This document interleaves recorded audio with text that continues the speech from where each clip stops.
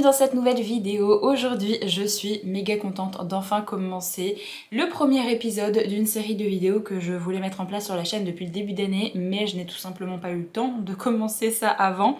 Là, je me suis dit, ça y est, c'est l'été, il y aura globalement moins de sorties, donc c'est le temps de se poser pour enfin commencer le genre de vidéo que je voulais mettre en place sur la chaîne, qui consiste à lire une série complète dans son intégralité en une seule vidéo et vous donner vraiment mon avis sur le premier, deuxième, troisième tome, enfin ça dépend combien il va y avoir de tomes dans la série évidemment, et faire une vidéo avec et sans spoiler, c'est-à-dire qu'au début, je ne vais pas vous spoiler quoi que ce soit, je vais vous faire un résumé en fait de cette série, dans quoi on va mettre les pieds, je vous donnerai mes premières impressions par rapport à ma lecture du tome 1, et au fur et à mesure de la série, quand je lirai le tome 2, le tome 3, le tome 4, enfin ce genre de choses. À un moment donné, je souhaite discuter de telle ou telle scène parce que c'est une scène marquante, c'est une scène où il y a, je sais pas, il y a quelqu'un qui meurt, il y a vraiment une grosse révélation dans l'intrigue, ce genre de choses. Je le ferai bien évidemment dans la vidéo, mais ce sera bien noté, spoiler, ne vous en faites pas.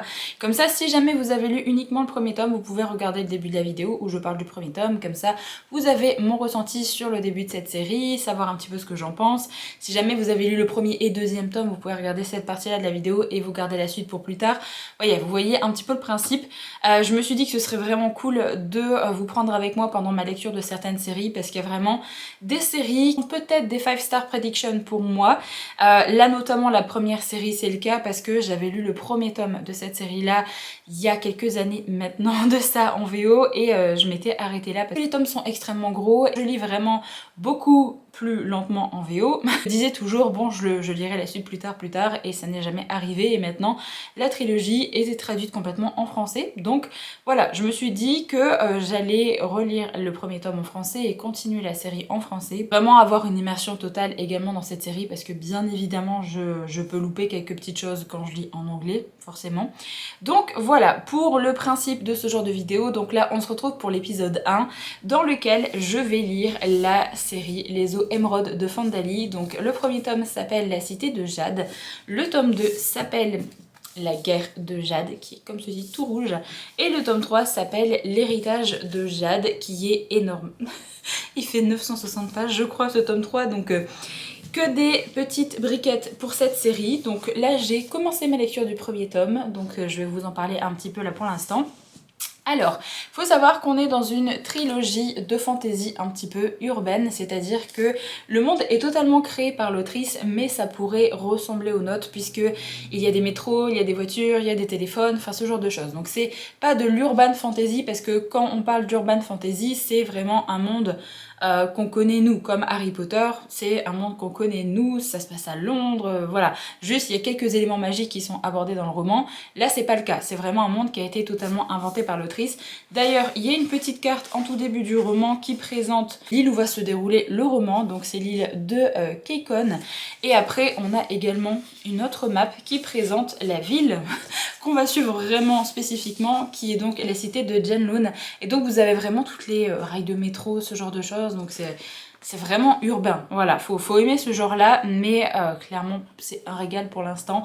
Je suis extrêmement contente de me replonger dans cet univers. Contente également de retrouver les personnages que j'aimais vraiment énormément lors de ma première lecture. Ce qu'il faut savoir également dans cette série, c'est qu'on va avoir plusieurs points de vue au fur et à mesure du tome. Point de vue de personnages qui ne sont pas vraiment liés à notre famille qu'on va suivre, mais qui sont quand même assez importants et qui vont amener quelques petites embûches au niveau de l'intrigue, on va dire.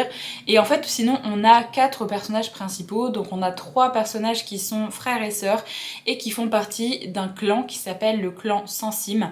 C'est un clan un peu mafieux, on va dire, voilà. En fait, on a l'impression que ça fait un peu des clans mafieux. Vous avez le clan Sansim, vous avez le clan de la montagne qui, du coup, dirige certaines parties de la cité de Janloon. Donc vous avez des bars qui sont gérés par certains propriétaires et les propriétaires donnent une petite somme à chaque fois à ce clan-là pour avoir leur protection. Donc vous voyez un petit peu le principe de ce genre de clan-là. Donc parmi les personnages qu'on va suivre, on a le personnage de Lan, de Hilo et de Shae, qui sont à la tête un petit peu de ce clan-là, vu qu'ils font partie de la famille des Cole, et c'est un petit peu eux qui gèrent le clan.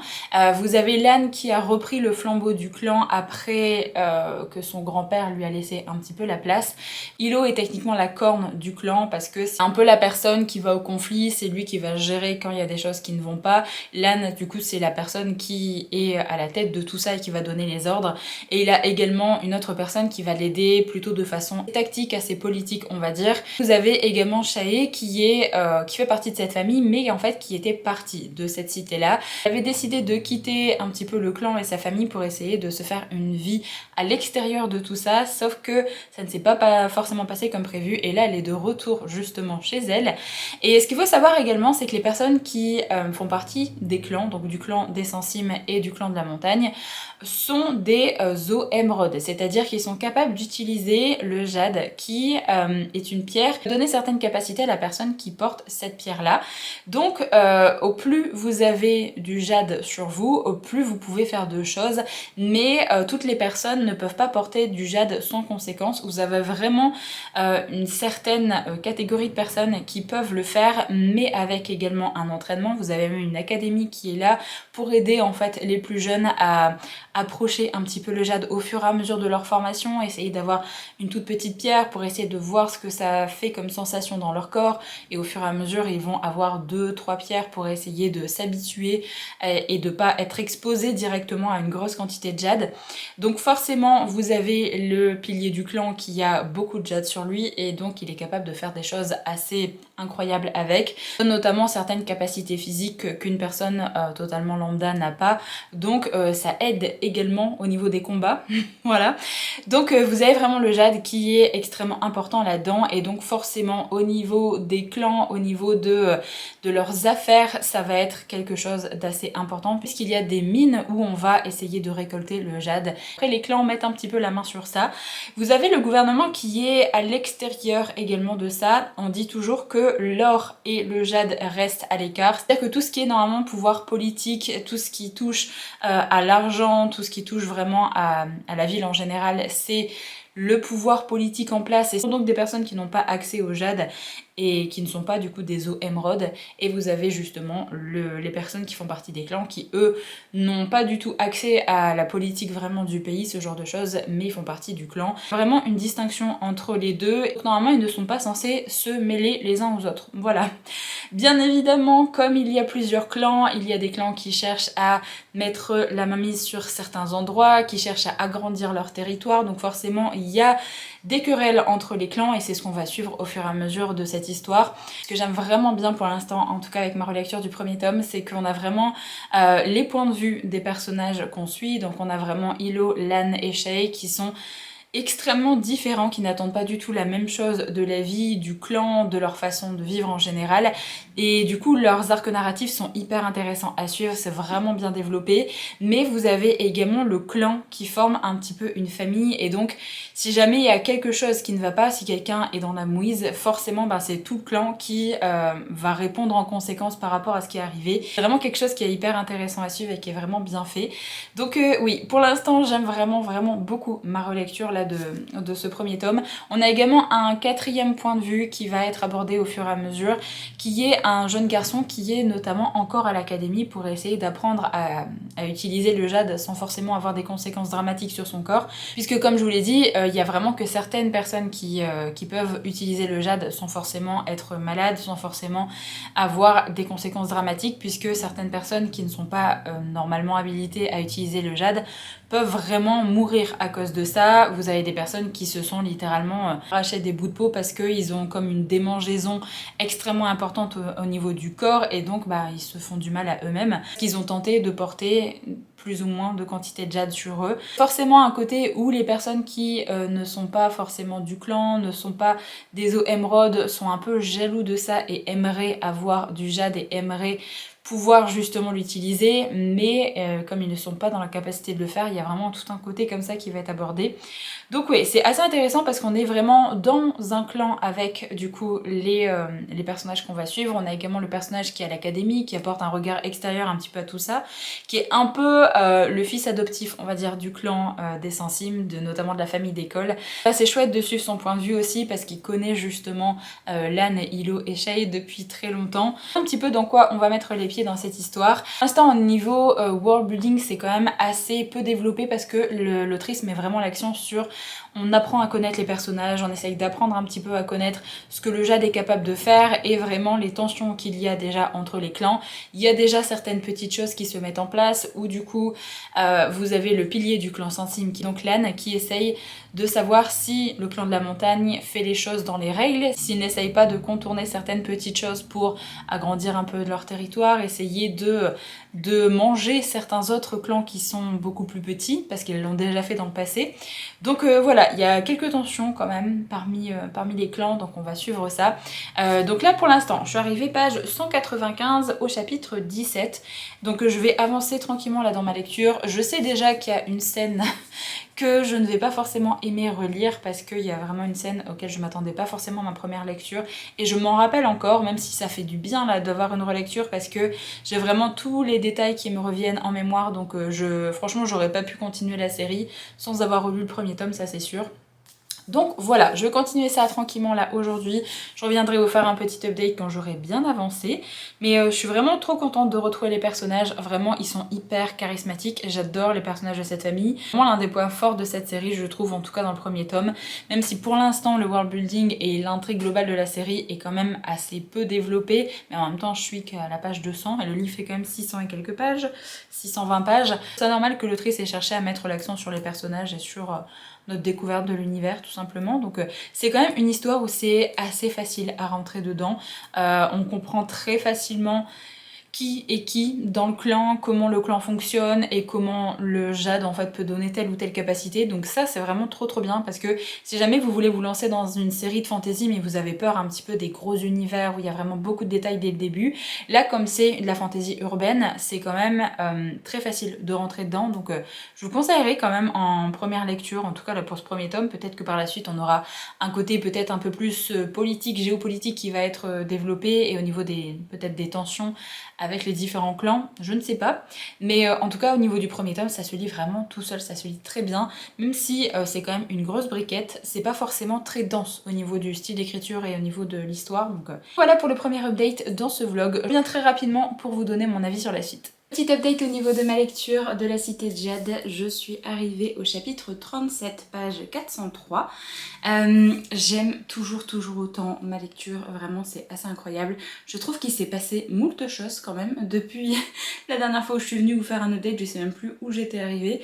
Mais en fait il se passe vraiment beaucoup de choses, que ce soit sur le côté des relations entre les personnages, que ce soit au niveau des magouilles dans le clan par exemple des Sensim, ou alors que ce soit au niveau même un peu géopolitique. Je trouve qu'il s'est passé quand même moult de choses, donc ça se dévore, il se passe vraiment toujours quelque chose. On a des doutes sur certains personnages parce qu'on se demande si c'est pas des traîtres, et pas de les mettre à l'envers par rapport à nos personnages un peu chouchous, donc c'est hyper intéressant la façon dont l'autrice a construit son récit. Je vais faire un petit passage de spoiler par rapport à ce que j'ai lu depuis la dernière fois, donc si jamais vous n'avez pas lu le premier tome, voilà, passez cette partie ici parce que là je vais commencer un petit peu à donner mon avis par rapport à certains événements. Donc je donne mon avis que jusqu'au chapitre 37, hein, si jamais vous êtes en pleine lecture du roman. Alors, je dois avouer que j'adore la façon dont l'autrice décrit les scènes de combat, parce que la scène de combat entre Hilo et Enden devant l'académie, franchement c'était hyper bien décrit. J'ai également adoré la scène de combat, notamment le petit duel qui a opposé Lan avec je sais plus comment il s'appelle, la personne du clan de la montagne. J'ai vraiment adoré la façon dont l'autrice a décrit le combat, j'ai vraiment l'impression d'y être.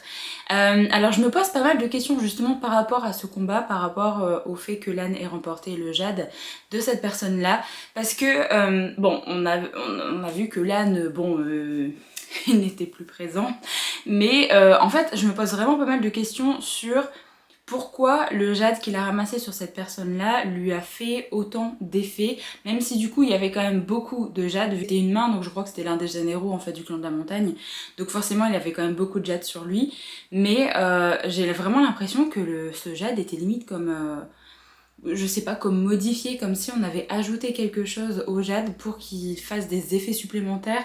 Et du coup, Lan, j'ai l'impression qu'il avait pas du tout l'habitude de ressentir ces effets-là, et c'est pour ça aussi qu'il a dû prendre cette drogue.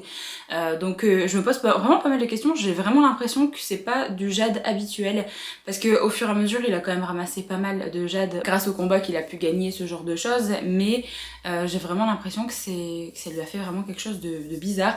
Et au final, toute cette guerre entre les deux clans démarre vraiment sur un quiproquo, parce que au final il y a personne vraiment qui a tué Lan.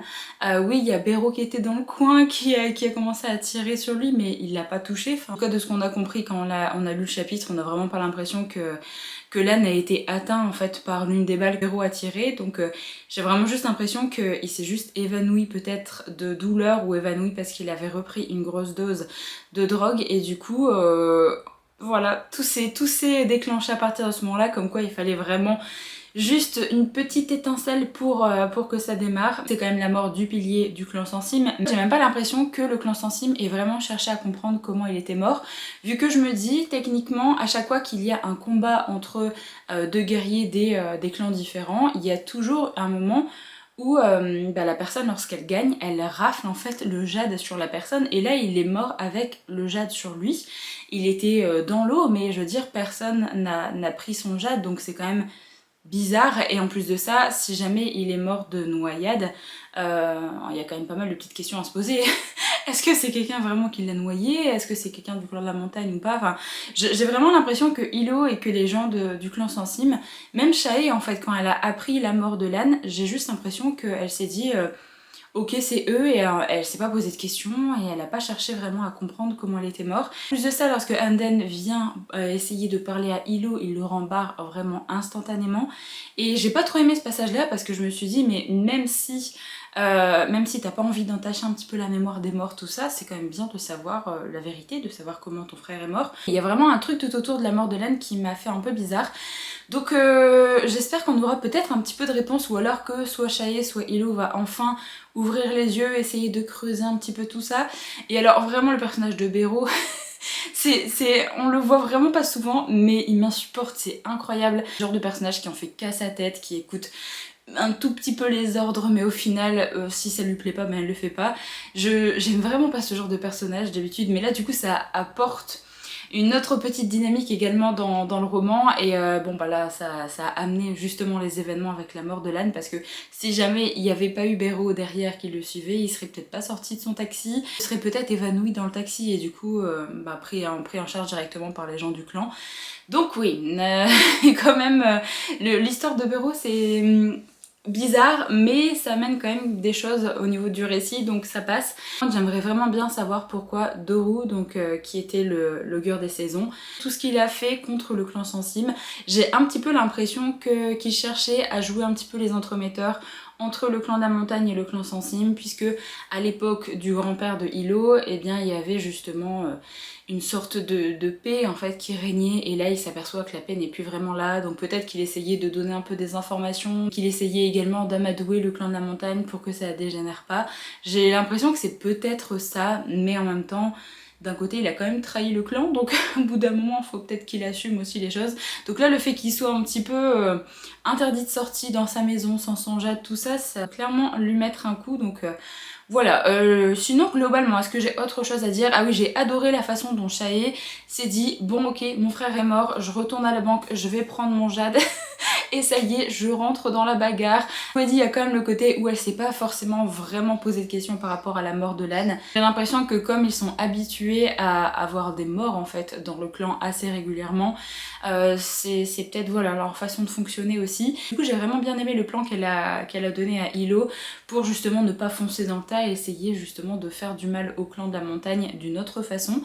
Donc ouais, c'était vraiment très chouette, j'ai hâte de voir comment va évoluer du coup l'histoire, et je me pose vraiment beaucoup de questions par rapport, même par rapport à cette drogue justement qui essaye de se répandre beaucoup plus facilement. Je le devrais, et notamment grâce au clan de la montagne. Je me dis ça va vraiment poser problème, vu que cette drogue en fait permettrait à des gens qui n'ont techniquement pas la possibilité de porter du jade, de pouvoir en porter justement, et de pouvoir faire la même chose que les clans, parce que je me dis une fois que cette drogue va être répandue, eh bien il y a peut-être des gens qui sont même au pouvoir qui vont peut-être en prendre et qui vont du coup pouvoir utiliser le jade, et on disait toujours toujours de laisser le pouvoir à part et les clans à part avec le jade. Donc là si vraiment tout se mélange, risque d'amener un sacré bordel. Donc j'ai vraiment hâte de voir comment le tome 2 va évoluer par rapport à ça, vu que de base il s'appelle la guerre du jade. Je pense vraiment qu'on va être dans un conflit, mais pas forcément que un conflit entre le clan de la montagne et le clan sans cime. J'ai vraiment l'impression que cette drogue va être le levier d'une guerre beaucoup plus imposante, donc j'ai hâte de voir comment ça va être amené de la part de l'autrice. Je vais continuer tranquillement ma lecture, peut-être que je vais la terminer aujourd'hui. En soi ça fait 630 je crois, je suis arrivée à la page 400, bon 220 pages aujourd'hui, je sais pas si j'aurai le temps de les lire ou alors je terminerai demain matin. Rien que je viens de vous faire un dernier update pour ma lecture de ce tome 1, potentiellement demain. Continuer ma lecture tranquillement, j'espère vraiment que ça va bien se lire jusqu'à la fin, mais au vu comment c'est parti, au vu comment il y a vraiment beaucoup de péripéties. D'ailleurs c'est quand même étonnant que l'un des personnages principaux meure pas vraiment à la fin du récit, hein, parce que là il est mort, ça fait quoi? Ça fait 50 pages, même pas. Il est mort quasiment à 50% du livre, donc je me suis dit bon, l'autrice veut nous faire un petit peu un Game of Thrones où du coup on sait pas vraiment quand les personnages risquent de mourir ou quoi que ce soit, parce que si tous nos personnages ont un petit peu une épée de Damoclès au-dessus de la tête, c'est plus captivant au niveau de la lecture aussi, parce qu'on sait pas s'il risque de leur arriver malheur en fait en plein milieu du roman ou pas. Donc oui, bref, je vais continuer ma lecture, je reviens soit demain soit après-demain pour faire mon dernier update sur ce tome 1. Ça y est, j'ai enfin terminé cette petite briquette. Alors je vais revenir sur quelques éléments, donc je vais spoiler un petit peu avant de refaire un bilan global du premier tome sans spoiler. Alors déjà par rapport à ce qui s'est passé depuis la dernière fois, je suis quand même très contente de la façon dont a réagi Shae par rapport à la demande, on va dire, de la montagne. Quand justement elle a été rencontrer les piliers de la montagne pour qu'elle essaye d'amadouer un petit peu Shae, pour qu'elle essaye de lui dire que voilà, son frère c'était pas le meilleur des piliers, qu'il allait juste les mener à leur fin, tout ça. Donc assez contente que Shae ait refusé un petit peu cette offre là et qu'elle soit restée fidèle à son frère et au clan. J'ai adoré que Hilo et Anden tuent la corne de la montagne. Vraiment c'était, je pense que c'était mon chapitre préféré du roman. Je crois que le chapitre c'est soit comme Bajan, je crois, soit comme Bajan. Je trouve vraiment que ce chapitre était génial parce que déjà on a un petit peu la confiance entre Anden et Hilo. Hilo a quand même confié un petit peu sa vie à quelqu'un qui n'était pas quelqu'un d'expérimenté avec le jade, quelqu'un qui considère un petit peu comme sa famille. C'est pas un guerrier, c'est pas quelqu'un qui a l'habitude des combats comme ça. Un petit peu flippant de voir Hilo tout laisser en fait sur les épaules de Anden. Vraiment adoré découvrir un petit peu les pouvoirs que possède Anden par rapport à la perception du jade. Ça amène vraiment tout un côté qu'on n'a pas trop vu passer, je trouve, dans le premier tome, où vraiment on a le côté plus un peu magique on va dire du jade, parce que oui le jade offre des capacités un petit peu surhumaines en mode voilà je cours plus vite, j'ai plus de réflexes, j'entends plus loin, enfin ce genre de choses. Ça offre également d'autres capacités, justement des choses qu'ils étudient au niveau de l'académie, et c'est vrai que le côté un peu perception du jade comme ça, j'ai trouvé qu'on l'avait pas trop vu dans le tome 1 et c'était hyper intéressant de voir à quel point Anden pouvait faire du mal à quelqu'un juste sans bouger le petit doigt, donc c'était vraiment trop bien comme chapitre. Si du coup ça m'a fait un peu mal au cœur parce que ça a mis justement Anden dans une position où il s'est comparé à sa mère, où il s'est dit si jamais je continue dans ce sens là, je vais être exactement comme elle, je vais avoir envie de toujours avoir plus de jade et du coup je vais finir par ne plus être moi-même, je vais juste être quelqu'un qui va potentiellement faire du mal aux autres ou me faire du mal à moi-même, et du coup c'est pour ça aussi qu'il a pas forcément accepté le jade lors de la cérémonie. Et ça fait mal au cœur parce que ça fait mal au cœur également de voir Hilo parce que on a l'impression qu'il se sent trahi par Anden, surtout quand Anden lui a dit voilà j'ai pas envie qu'on me considère comme une arme. Hilo vraiment il a réagi en mode mais c'était juste quelqu'un qui faisait partie de la famille. J'ai vraiment eu mal au cœur pour Hilo parce que je pense que clairement il considère pas Anden comme ça, juste il voulait vraiment que Anden soit là pour aider le clan parce que c'était un petit peu la dernière possibilité qu'ils avaient pour essayer de remonter un petit peu la pente. Donc forcément il a fait appel à lui parce que c'est justement qu'il a une affinité et des capacités supplémentaires par rapport aux autres personnes du clan. Donc je trouve ça vraiment dommage la façon dont Anden a réagi, donc j'ai hâte de voir un petit peu l'évolution de la relation entre les deux dans le tome 2, voir si Anden va vraiment rester à l'écart du clan, voir si Hilo le rejette vraiment totalement ou pas, donc j'espère que ce sera pas le cas parce que Anden c'est quand même un personnage qui est intéressant. J'avais quand même assez hâte de le voir évoluer dans le clan et de voir un petit peu quel genre de capacité il pourrait avoir avec le Jade. Après ça se comprend aussi, hein, sa façon de penser, sa façon de voir les choses par rapport à ce qui arrivait à sa mère justement. Donc je dis pas que voilà, il a pas eu raison de se comporter comme ça parce que justement il a vraiment utilisé le Jade pour la première fois à ce moment-là et il a quand même tué 3 personnes, donc ça doit être un petit peu flippant. Donc ouais, je pense qu'il va lui falloir du temps un petit peu. J'espère que Shae et Hilo vont essayer de continuer à aller le voir, vont essayer de continuer à lui parler. J'ai bien aimé l'épilogue où on retrouve notre cher Bero qui s'apprête à voler le Jade de Lan. Et du coup je me demande si il ne va pas avoir des effets bizarres parce que je vous l'ai dit la dernière fois, c'est que j'ai l'impression que le Jade que Lan avait gagné justement en remportant son duel, j'avais l'impression qu'il était pas comme d'habitude et du coup je me demande ce que ça va donner sur Bero. D'ailleurs je suis assez contente d'avoir eu des informations sur la mort de Lan.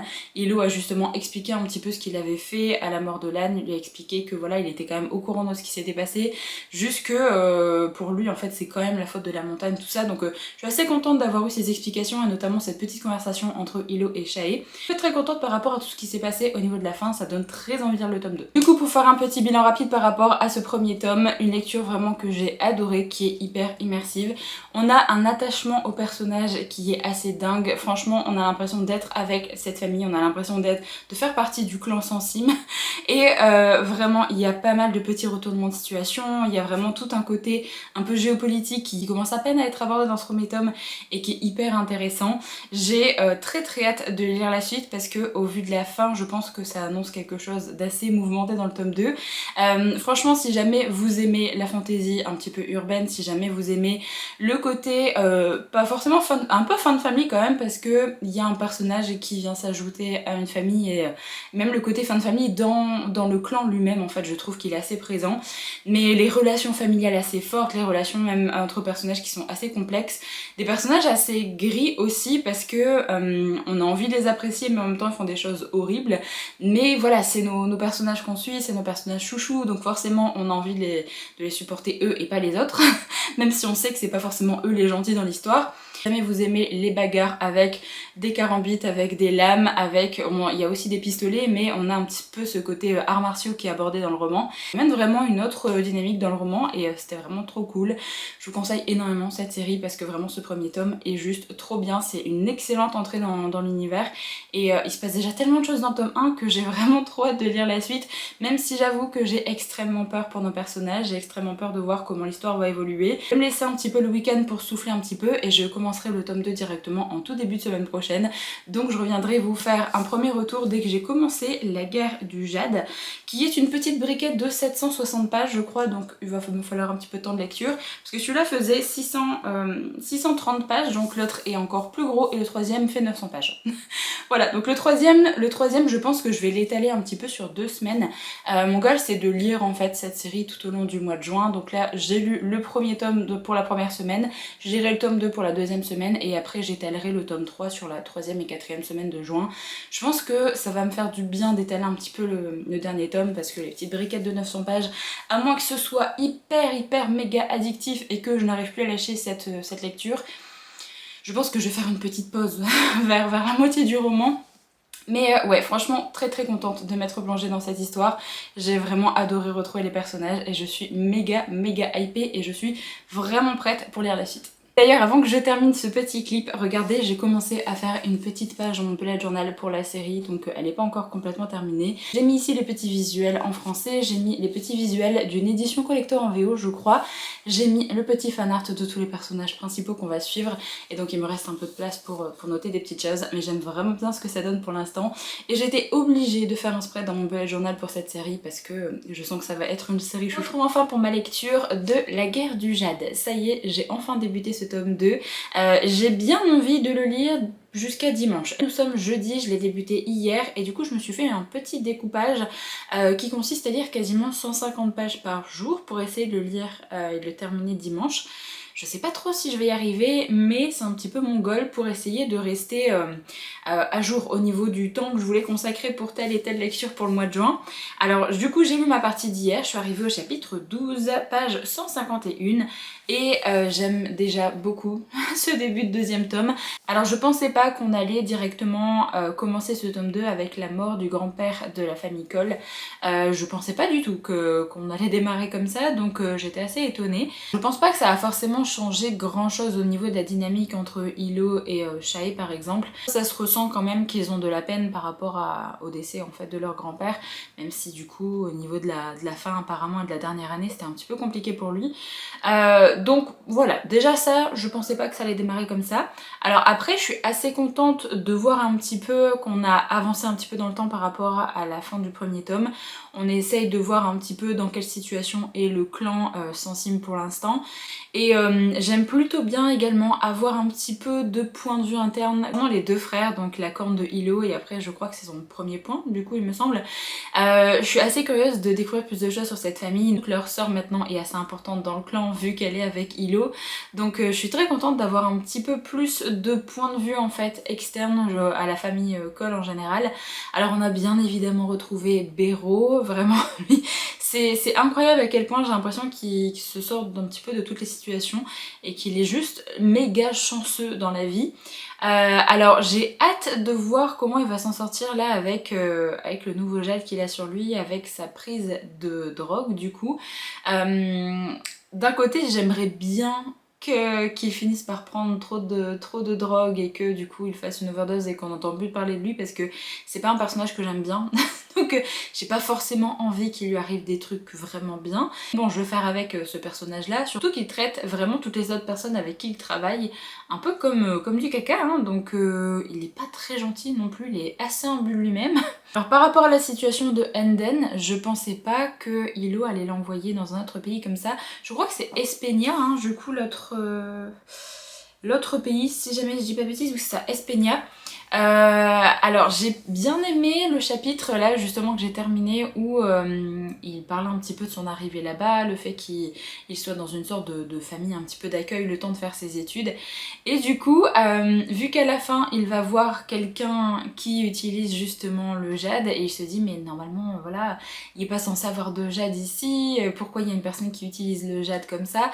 Et je pense que ça va amener quelque chose de sympa avec son point de vue, parce que je me dis que vu qu'il est hyper hermétique maintenant au fait de porter du jade, peut-être que s'il rencontre des personnes qui utilisent le jade différemment, qui ont vraiment une autre vision par rapport à ça, peut-être que ça va lui donner envie, on va dire, de reporter du jade et d'essayer de réaccepter un petit peu, d'amener du jade un petit peu dans sa vie. Enfin, vous voyez ce que je veux dire?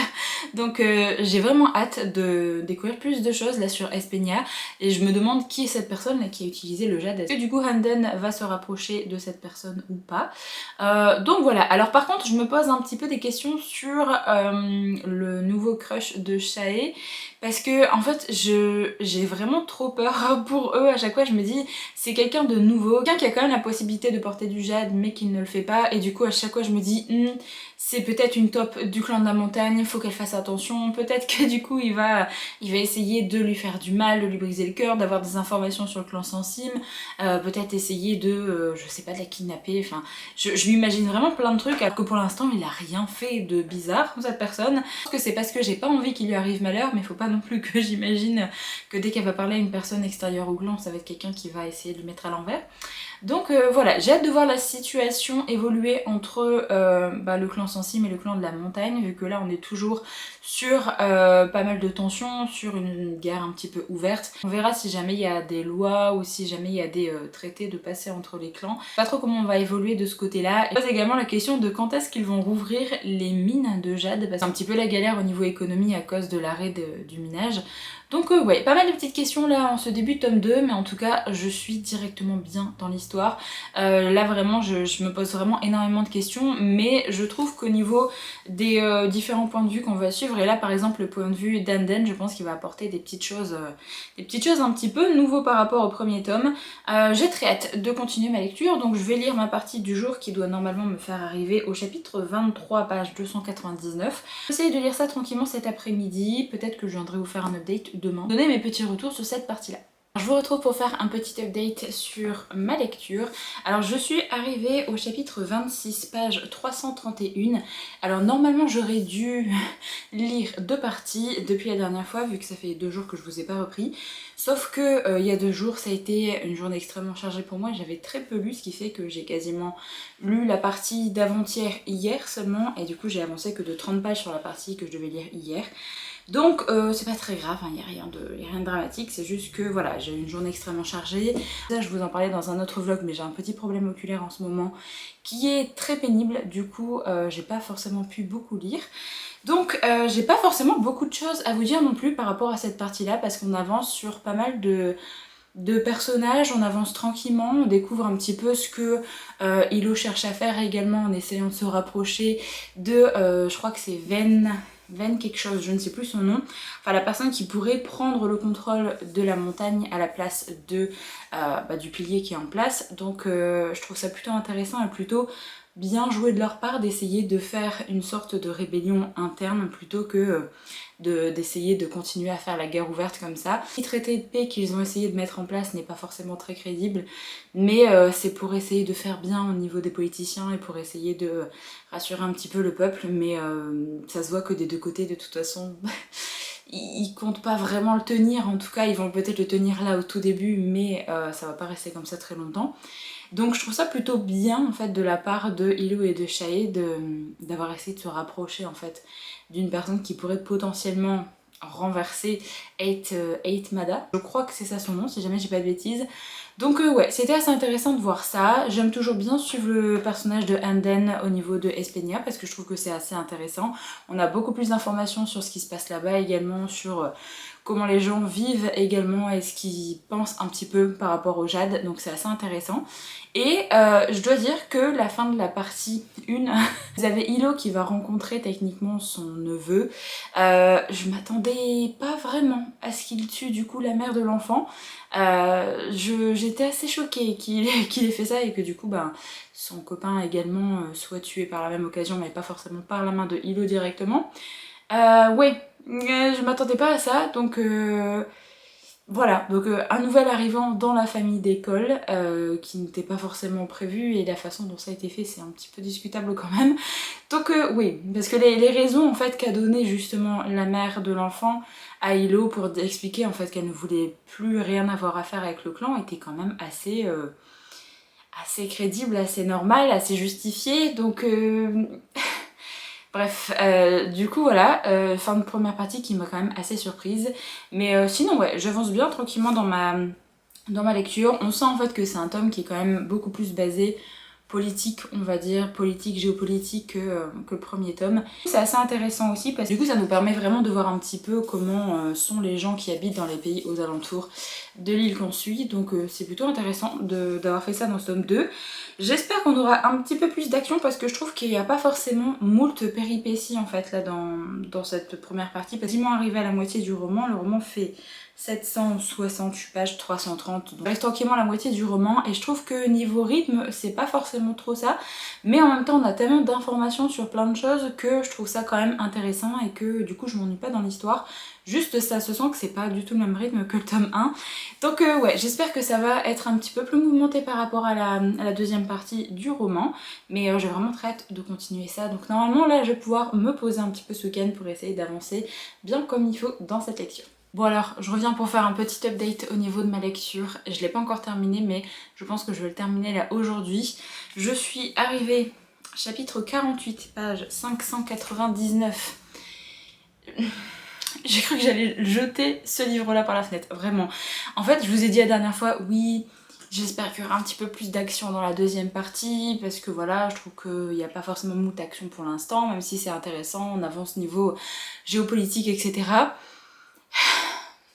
C'était sans compter tous les événements là qui se sont passés depuis la dernière fois où j'ai cru que j'allais vraiment crier sur mon livre parce que j'ai eu peur pour nos personnages, mais à tellement de moments différents.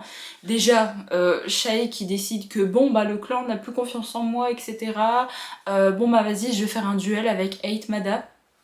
En plus, elle venait d'avorter, donc c'est déjà une épreuve dans sa vie. Et elle se dit quand même que de faire un duel avec le pilier du clan de la montagne, c'est la meilleure chose à faire. Que tout va bien se passer et que même si elle meurt, en soi, ça réglera les problèmes dans son clan. Je sais pas trop. J'aime pas vraiment ce qui s'est passé dans sa tête pour se dire vas-y, je veux faire le duel contre elle. J'ai vraiment cru que j'allais engueuler l'autrice pendant le duel parce que j'ai tellement cru que Shae allait mourir. Je jure que si jamais Aitmada n'avait pas arrêté et l'avait tué, je sais même pas si j'aurais lu le tome 3. Parce que j'en ai marre, j'ai pas envie qu'il arrive malheur à nos personnages. En plus de ça, là il y a eu également la tentative d'assassinat sur Ven et ses enfants, donc sur la famille de Hilo également. Bon, j'avoue que Ven vraiment là c'est... Enfin je sais pas si on prononce Ven, je sais pas trop. Je dis Ven dans ma tête mais c'est peut-être pas la bonne prononciation. J'avoue que là vraiment j'adore le développement de son personnage là dans le tome 2. Je trouve vraiment qu'elle prend beaucoup de charisme, son personnage prend de l'ampleur en fait dans le tome 2. Parce que là clairement la situation où elle voit son frère mourir, son frère exploser comme ça devant ses yeux, où du coup elle garde son sang-froid, elle ne s'effondre pas et elle se dit faut que je mette mes enfants à l'abri, et du coup elle se barre de la scène pour éviter que ses enfants voient des choses horribles et pour aussi les mettre à l'abri.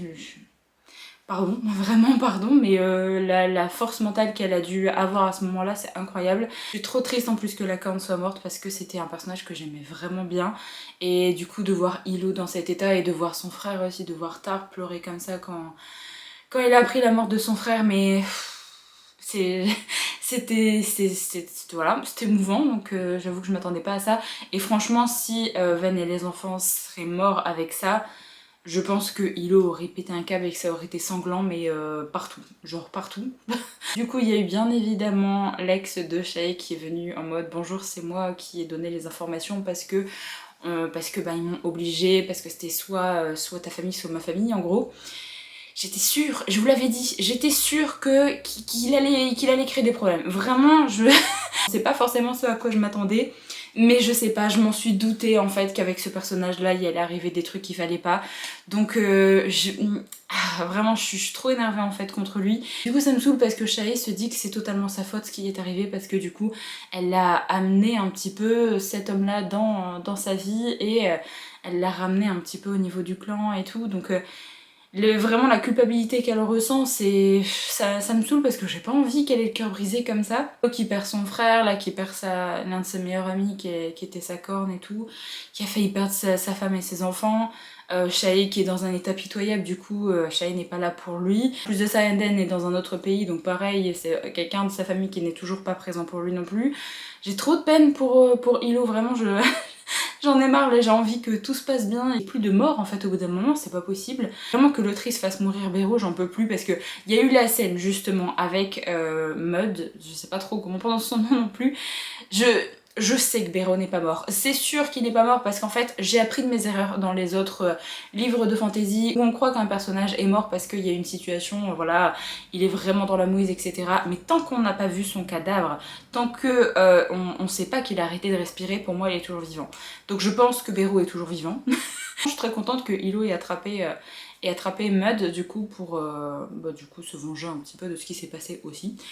Donc oui, bon, beaucoup de choses se sont passées quand même, c'était assez mouvementé, j'ai un peu peur pour mon personnage clairement. Là il me reste 160 pages je crois pour terminer le roman, et autant vous dire que je me demande s'il va pas y avoir un autre mort avant la fin du tome 2, sauf que j'ai pas envie que ce soit ni Hilo, ni Ven, ni Shae, ni Tar, ni Anden. Voilà, j'ai pas envie que ce soit nos personnages principaux. Donc vraiment si c'est Bero, ça me dérange pas. Vraiment, j'en voudrais pas à l'autrice, ça vraiment c'est... Y a aucun souci.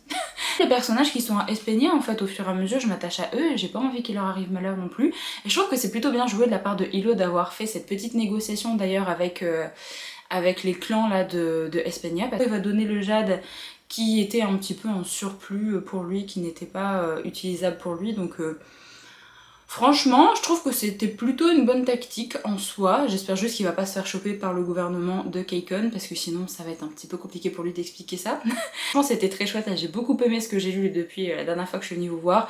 Donc je sais pas du tout comment va se terminer ce tome 2. J'espère qu'il y aura pas d'autres morts et que ça globalement bien se passer. Je pense que l'autrice va peut-être amener des petites choses pour nous dire voilà, le tome 3 va se baser sur ça un petit peu au niveau de l'intrigue. Mais je croise les doigts pour qu'il n'arrive pas malheur à nos personnages parce que là j'en peux plus. Par contre, une chose qui m'a quand même assez étonnée, c'est que je pensais pas qu'il allait avoir autant de temps en fait qui se passe pendant le tome 2, parce que là au final, au début du tome 2, Anden part pour Espeña, et là on sait que ça fait déjà 2 ans qu'il est là-bas, du coup ça fait 2 années qui se sont écoulées depuis le début du tome 2. Ce qui est plutôt pas mal, c'est que ça rend les événements de ce qui se passe à Kaikon, les événements politiques, géopolitiques et les événements internes du clan plutôt crédibles, et également bon bah le fait que Hilo du coup a pu avoir plusieurs enfants.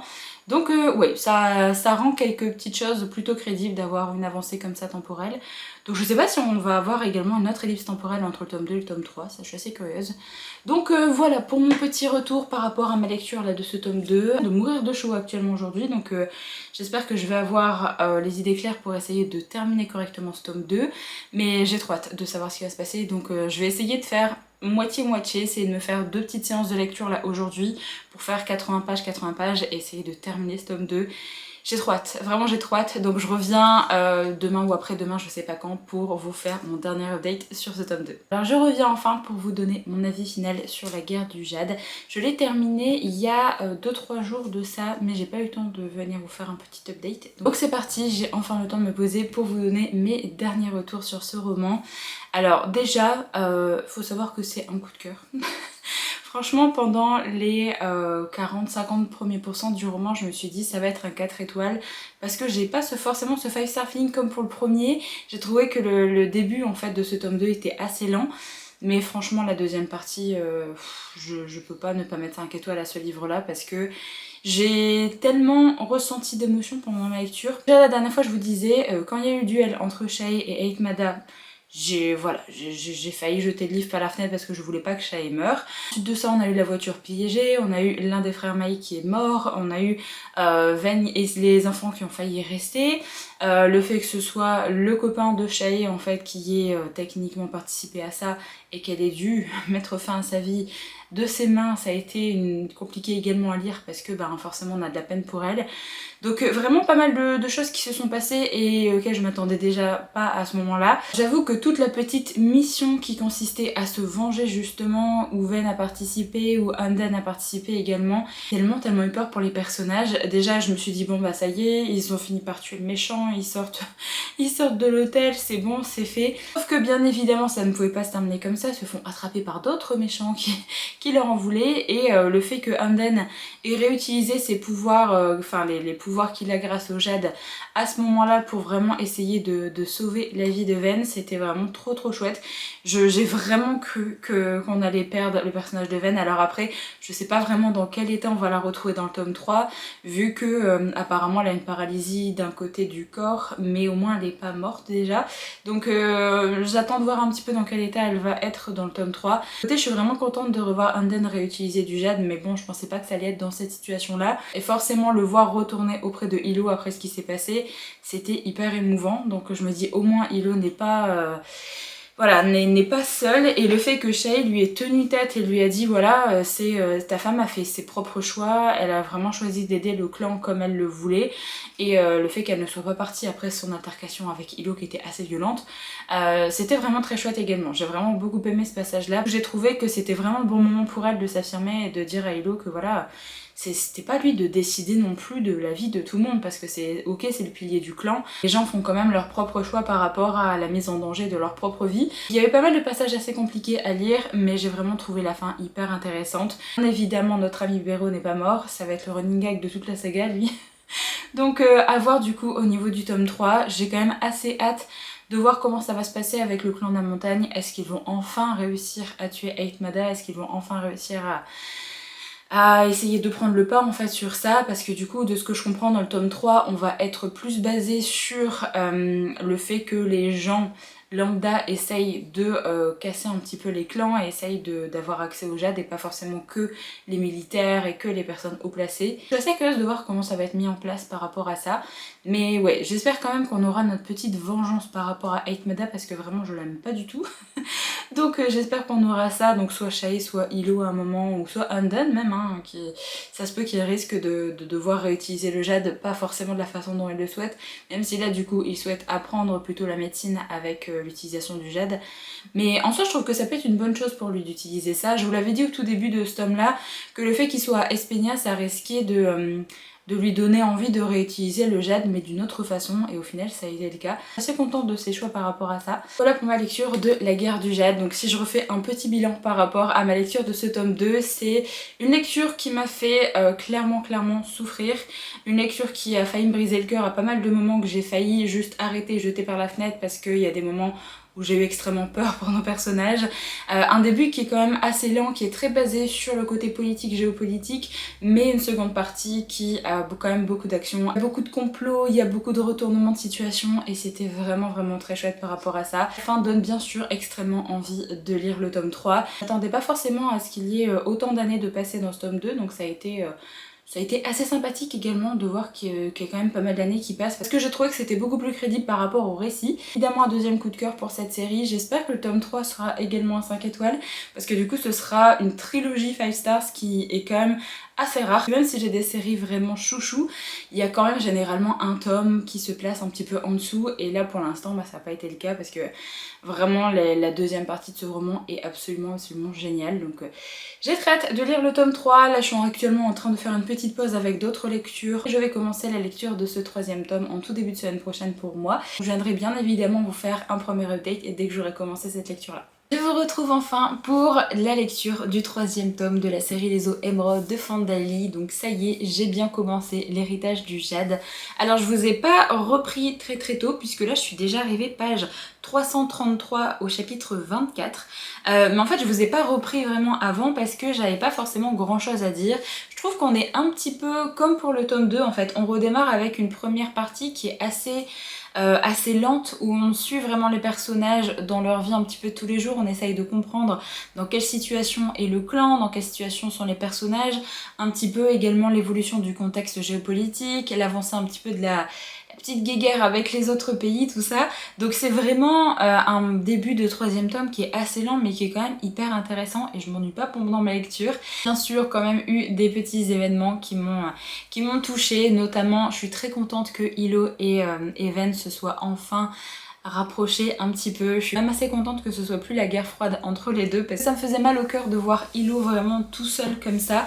Donc très contente d'avoir eu ce passage là. Je continue un petit peu dans les relations comme ça. Je suis très contente que Shae soit enfin avec Woon, même si bon, le fait qu'il était déjà avec quelqu'un et tout, c'était pas forcément une situation très chouette, et la femme de Woon, forcément, elle en a pâti, mais je suis quand même très contente que Shae soit avec quelqu'un qui la comprenne, et du coup qu'elle ne soit pas toute seule non plus. Donc voilà, au niveau des situations de personnages, je suis quand même assez contente. Alors par contre, l'événement marquant de ce début de troisième tome, c'est quand même Tar. Je pensais pas du tout que Ven allait encore perdre un frère comme ça, on va dire, même si du coup Hilo ne l'a pas tué, et c'est déjà vraiment énorme, mais le fait qu'il soit exilé comme ça, et le fait qu'il ait tué comme ça la personne avec qui il était et la personne avec qui il allait se marier, vraiment c'était pas un passage auquel je m'attendais, c'était quand même assez choquant. Donc oui, je commence à en avoir marre un petit peu que Ven et que Hilo en fait en prennent plein la poire comme ça tout le temps, parce que Hilo a encore perdu l'une des personnes qu'il considérait comme son frère en fait, comme l'un de ses meilleurs amis, et c'est pénible en fait. Au bout d'un moment j'ai juste l'impression qu'il est de plus en plus seul, et vraiment très pénible de voir Hilo de se renfermer un petit peu sur lui-même comme ça. C'est pour ça que je suis très contente qu'il se soit enfin rapproché de Ven, parce que là il a perdu tellement de monde en quand même pas forcément en peu de temps, parce que nous on a l'impression que c'est en peu de temps, il y a quand même pas mal d'années qui se sont déroulées, mais ouais, ça fait mal au cœur pour lui vraiment. J'ai juste trop peur en fait qu'on perde Hilo, parce qu'il va se renfermer sur lui-même et qu'il aura pas assez de personnes qui vont bien le conseiller en fait au fur et à mesure, donc c'est pénible. Voilà. Sinon après au niveau du personnage de Anden, j'ai pas forcément grand chose à dire. Je suis assez contente de voir son évolution comme ça. Je suis très contente là de voir qu'il apprécie en fait du coup manier le jade dans la sphère médicale comme ça. Le côté géopolitique avec Espenia et avec les autres pays est vraiment très chouette à suivre aussi. Il y a quand même pas mal de choses qui se mettent en place et je me demande en fait si ça va finir par péter à un moment. Parce que je me dis il va finir par y avoir une guerre ouverte ou je sais pas trop quoi. Ou alors vraiment l'île va se faire envahir. Et en fait je me demande si dans la deuxième partie du roman on va pas avoir justement l'île de quelqu'un qui va se faire envahir et donc tous les clans vont devoir s'unir pour essayer de repousser l'ennemi. Je me demande si ça va pas finir comme ça. Donc ouais, on verra bien ce que ça va donner, mais pour l'instant j'aime vraiment beaucoup ce troisième tome, je suis bien avec les personnages, j'ai vraiment très peur pour eux parce que au vu de ce qui s'est passé dans le tome 2, on a déjà perdu assez de personnages, il y a eu des moments où on a failli perdre d'autres personnages aussi, donc j'espère qu'on va pas avoir beaucoup de personnages qui vont mourir avant la fin du tome 3 parce que vraiment mon cœur va pas y survivre. Mais j'aime vraiment beaucoup cette lecture. Pour l'instant, est-ce que ce sera un 5 étoiles comme les deux autres? Je ne sais pas. Mais je suis vraiment très contente d'être avec les personnages et vraiment l'autrice peut me raconter tout et n'importe quoi par rapport à cette famille, par rapport aux personnages. Moi je lis. Vraiment, je suis tellement bien avec cette histoire. Donc voilà, je vais essayer de bien l'avancer là aujourd'hui parce que mon but ce serait de le terminer. Là du coup j'ai encore 4 jours de lecture pour essayer de terminer ce titre-là avant fin juin. Comme ça, c'était un petit peu mon objectif de lire ce titre-là avant fin juin. Donc il fait 906 pages et là je suis arrivée page 333. Donc il me reste un peu moins de 600 pages à lire, il me reste 570 pages on va dire. Donc ça me fait quand même pas mal de lecture en 4 jours, mais il y a moyen. Franchement il y a moyen parce que là j'ai mis en pause toutes les autres lectures que je pouvais avoir en cours. Là j'ai enfin terminé ma lecture du voleur d'étoiles qui était ma petite LC qui m'a pris du temps en fait là cette semaine. Donc là ça y est, je vais pouvoir me consacrer énormément à cette lecture. Donc il faudrait que je lise à peu près 140 pages par jour pour essayer de le terminer lundi. Donc c'est faisable, franchement c'est faisable. Je vais essayer de me faire plusieurs sessions de lecture au fur et à mesure des journées. Mais j'espère vraiment que je vais réussir à le terminer. Mais je pense que si c'est comme dans le tome 2 et que la deuxième partie, il y a moult actions et qu'il se passe plein de trucs, je vais clairement lire beaucoup plus vite la deuxième partie que la première, ça c'est sûr. Ça y est, j'ai terminé ma lecture de la série des eaux émeraudes de Fandali, j'ai terminé le tome 3. Je vous ai pas repris en plein milieu de la lecture parce que j'ai pas eu le temps en fait de venir vous voir. Et aussi parce que j'ai lu le roman assez vite, je l'ai quand même pas mal dévoré. Là je l'ai terminé hier soir et je suis en PLS émotionnellement. Vraiment, ça fait longtemps que j'ai pas eu un vide après une lecture comme ça. J'ai trop ressenti d'émotions là, vraiment déjà avec le tome 2, je vous ai dit j'avais eu besoin de faire une petite pause entre la lecture du tome 2 et du tome 3 parce que c'était beaucoup d'émotions d'un coup, beaucoup de stress par rapport à nos personnages, à ce qui allait leur arriver, tout ça, et là vraiment c'était encore une fois beaucoup de stress. Déjà franchement, les événements qui m'ont marqué quand même dans cette lecture, c'est tout d'abord l'attentat à la bombe qu'il y a eu. J'ai vraiment cru que Woon et Hilo étaient morts. Voilà, le fait que Eitmada ait réussi à s'échapper avant alors qu'il y a justement une tentative de meurtre sur sa personne, et qu'elle a été retrouvée par Shae et que Shae ait décidé de ne pas la tuer. Faut que je m'y attendais pas forcément, je m'attendais clairement à ce que Shae dise voilà je vais la tuer, c'est bon, ce sera fait, notre pire ennemie sera morte. Et en fait elle a réfléchi vraiment en tant qu'augure de saison et elle s'est dit voilà si tous les piliers sont morts là aujourd'hui, ça va être complètement le chaos, donc il faut pas que je fasse ça. Et en fait elle a mis de côté sa rancune, elle a vraiment mis de côté tout ce qu'elle avait contre Eitmada pour essayer de d'abord faire passer le bien commun de la ville et du pays. Donc c'était vraiment bien de sa part. Moi clairement quand j'ai vu qu'elle commençait à réfléchir comme ça, je me suis dit mais elle est vraiment mentalement t'es super forte. Clairement pour réfléchir comme ça et pour essayer de mettre de côté vraiment tout cœur personnel que t'as envers cette personne, c'est assez incroyable. Et en plus de ça, le fait que Anden soit la personne qui du coup soigne Eitmada aussi, je me suis dit bon allez, une deuxième personne qui fait passer le bien commun avant du coup sa petite vengeance aussi. Donc clairement c'était un passage auquel je m'attendais pas forcément. Je m'attendais pas du tout à ce qu'il y ait une sorte de possible paix comme ça. Ensuite ce qui m'a fait un petit peu bizarre c'est que je m'attendais pas forcément à voir les enfants de Hilo et Ven déjà grands et déjà avoir l'âge en fait de s'occuper des affaires du clan.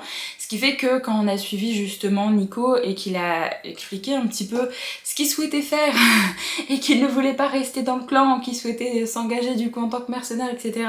La façon dont Hilo Hilo a réagi, franchement je me suis dit mais encore une fois il y a quelqu'un de sa famille qui décide de ne pas rester dans le clan et du coup forcément ça lui fait mal au cœur aussi. Donc après je suis assez contente de la discussion qu'il a eue avec Anden par rapport à ça. Et justement le fait qu'il ait accepté de changer et de pas forcément renier son fils totalement parce qu'il a pris cette décision là. Donc c'était vraiment chouette d'avoir cette discussion avec Anden. C'est quand même assez bizarre de suivre le personnage de Hilo et Ven comme ça assez grand. Je m'attendais vraiment pas à ce qu'on ait vraiment leur personnage à eux. Et que je m'attendais pas forcément à ce que Rue meure aussi. J'avoue que la scène là dans le bar où j'ai encore vu Béro, je me suis dit mais... Béro vraiment au bout d'un moment j'en peux plus. On le voit partout, il me saoulait et je me suis dit mais ça y est, il est encore là, il va encore foutre la merde. Et du coup Rue qui fait une lame immaculée et bien sûr l'autre sort un karambit pour le tuer. J'avoue je m'y attendais pas forcément non plus, donc au bout d'un moment ça rajoute encore à ce que Hilo et Ven ont subi. En fait, la personne qui a le plus souffert là dans cette série c'est Ven. Elle a perdu l'un de ses frères avec l'explosion, là elle perd son enfant. On a eu le passage où on a vu Tar qui a tué une personne pour le clan sensible également. Je me suis dit ah peut-être que ça va être sa rédemption, peut-être qu'il va revenir dans le clan, peut-être que voilà Hilo va peut-être lui pardonner parce qu'il a fait un geste et il va peut-être revenir à Kekon aussi. Et en fait pas du tout. Donc je suis super triste que Tar en fait soit mort également après. J'avoue que je m'attendais pas forcément non plus à cette mort là. Donc en fait Ven elle a perdu énormément de personnes. Et bien évidemment l'événement de fin qu'il a achevé avec justement la mort de Hilo. À cause encore une fois de Hate Mada, j'en peux plus vraiment de cette femme. Mais j'étais dévastée quand j'ai vu que Hilo allait pas survivre et que ça allait se terminer comme ça. Puis que justement on voit le passage où Ven elle est en PLS et où en fait du coup elle a perdu ses deux frères, elle a perdu son fils, elle a perdu son mari. Et je me suis dit mais...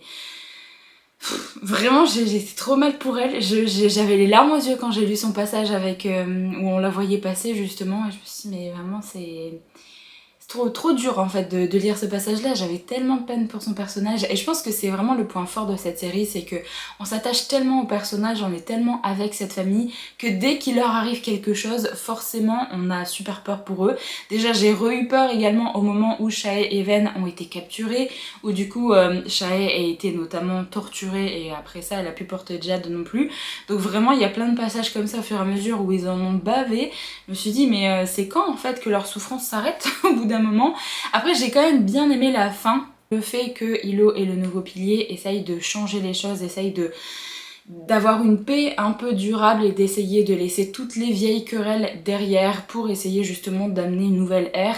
J'ai vraiment trouvé ça bien parce que c'est vrai que au final il reste Shae en tant qu'augure de saison, mais sinon toutes les personnes qui datent un petit peu, toutes les personnes qui étaient là avant où il y avait vraiment les grosses querelles entre le clan de la montagne et le clan Sensim ne sont plus vraiment présents au pouvoir, donc c'est vrai que c'est le bon moment pour essayer de faire changer les choses.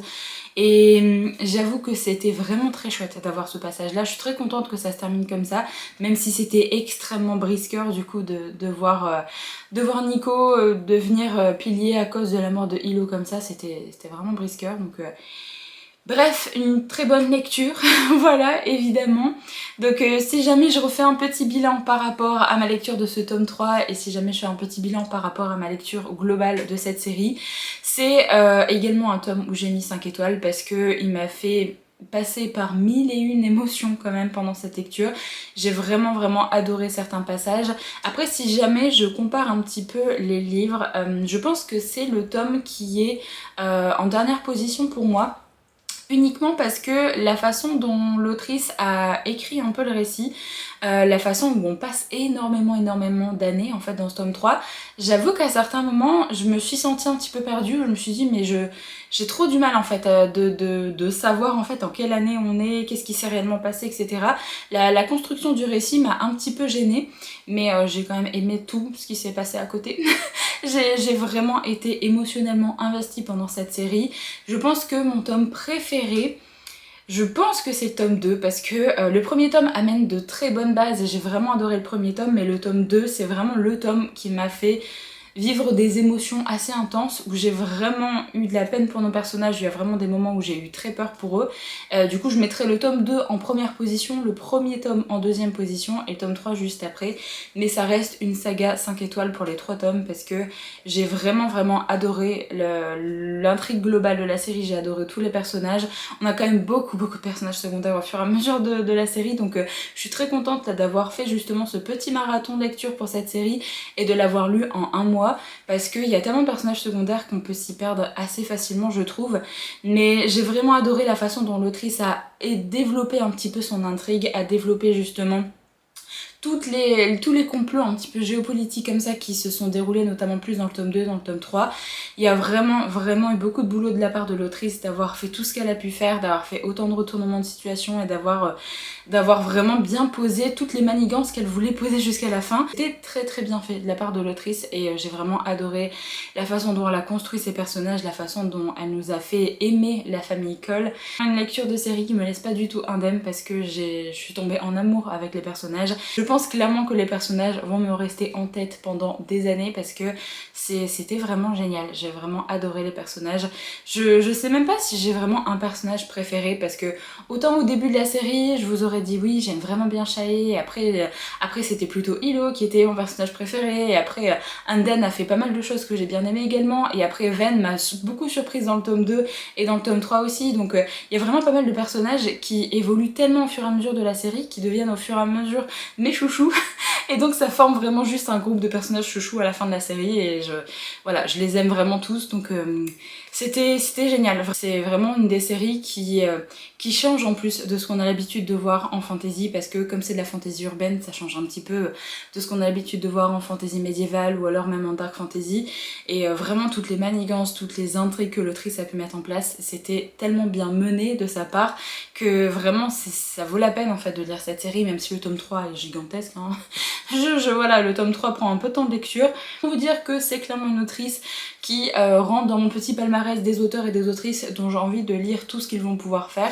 Je sais qu'elle a écrit également une petite novella avec une autre personne, ça n'a pas encore été traduit en français, donc peut-être que ce sera aux éditions de Saxus, ça je ne sais pas. Mais clairement c'est une autrice que je vais suivre, je trouve qu'elle a énormément de talent pour écrire ses personnages et pour écrire des intrigues comme ça, donc très contente d'avoir redécouvert un peu cette autrice, très contente d'avoir terminé cette trilogie qui est une petite série chouchou qui va clairement marquer mon année. Assez contente parce que c'est clairement ce que je voulais avec justement ces épisodes spécial séries, c'est le fait de me poser, de prendre du temps pour lire certaines séries et vraiment d'être à fond avec les personnages, d'être à fond avec l'intrigue et de mettre vraiment 100% de chance d'apprécier au maximum la série, puisque je lis les tomes vraiment de façon très rapprochée, donc forcément j'ai tout en tête, je suis vraiment bien avec les personnages, etc.